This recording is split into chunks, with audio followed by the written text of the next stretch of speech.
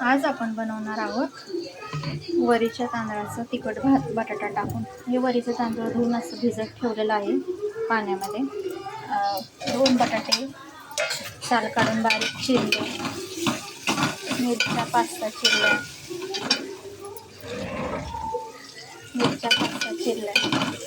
आणि फोडणीसाठी फोडणीमध्ये ह्याच्यामध्ये तेल टाकून मिरची घातली, बटाटा घातला, धुवून बटाटा घातला, त्यामध्ये मीठ घातलं, ते झाकून ठेवलं 2 मिनटं. इकडे पाणी गरम करायला ठेवलं, 1 ग्लास पाणी गरम करायला ठेवलं. हे साधारण 1 वाटी असेल अंदाजे वरीचे तांदूळ.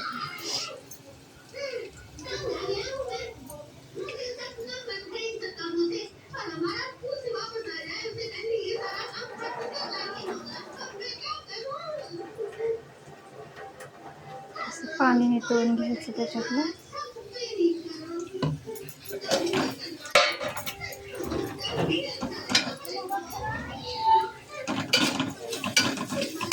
हलवायचं.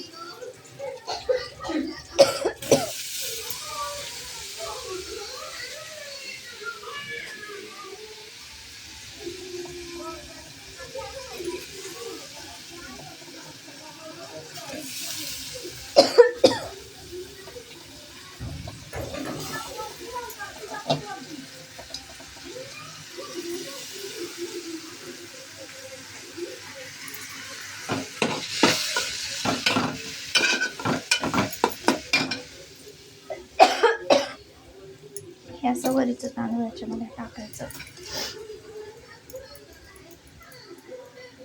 हे राहिलेलं पण मी पुसून टाकते त्याच्यामध्ये.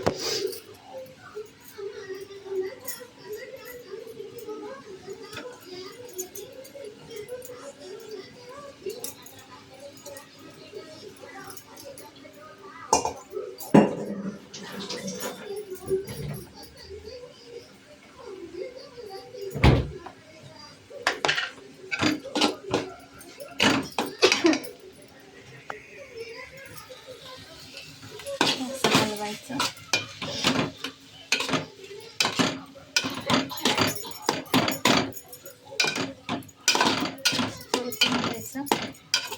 ह्याला वरीच्या तांदळाचा तिखट भात पण म्हणतात,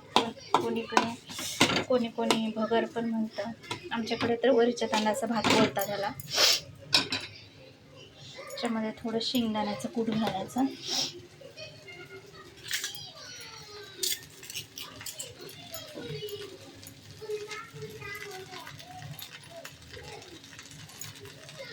शेंगदाणे भाजून कूट करून ठेवलं ते 2-3 चमचे घालायचं.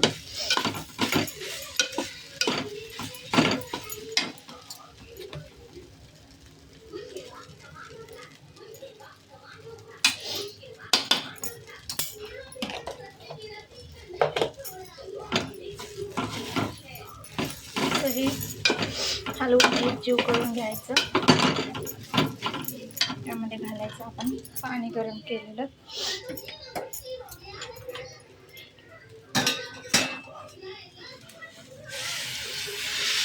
आज नवरात्रीचा 8वा दिवस आहे, तर हे मी आता उपवासासाठी फराळाचं करते. वरीच्या तांदळाचं तिखट भात. आणि हे असं झाकण ठेवून शिजवून घ्यायचं. त्यामध्ये सगळं घातलेलं आहे. झाकण ठेवून शिजवायचं.